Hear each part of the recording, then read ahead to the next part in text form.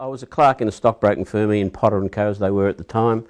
I have to say that I had no keen desire to be called up. I had no keen desire to be in the military and potentially serving in Vietnam as a soldier. But once I joined the institution that this is the Australian Army, you get taken up in it all, and eventually felt quite comfortable that I was doing my job in the right way and for the right reasons. And I was called up in the 6th intake, the 4th intake of 1966.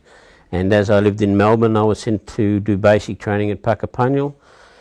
At Puckapunyal, I immediately got roped into kitchen duty from 4 o'clock in the morning till about 11 o'clock at night. And at one stage, probably about a week after I'd been at Puckapunyal, an officer came around and said they were still looking for applicants for the officer training unit at Skyville in New South Wales. I put up my hand for as much to get out of the kitchen as anything else, but eventually was selected to attend the officer training unit at Skyville in New South Wales. Graduated from that fantastic institution in March of 1967 and was posted to the 3rd Battalion of the Royal Australian Regiment, Woodside. Well, arriving in Vietnam was something of a shock to a boy that had never been outside of Melbourne until he was called up, and all of a sudden he's in this South Asian country that probably had never heard about until he was involved in the army.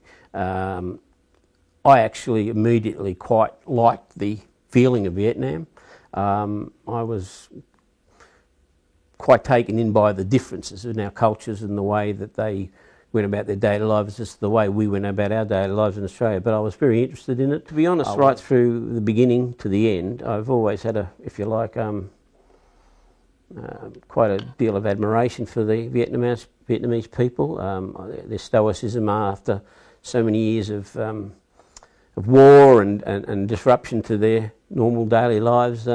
They still put their head down and their tail up and got on with life, and I quite admired that, respected them for it.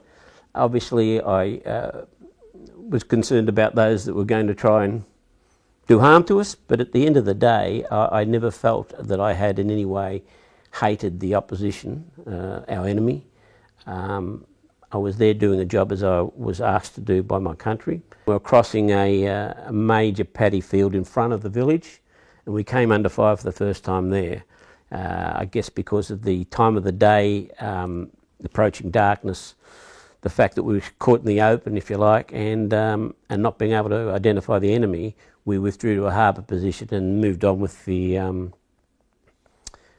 operation the following morning. But that was the first time we came under fire.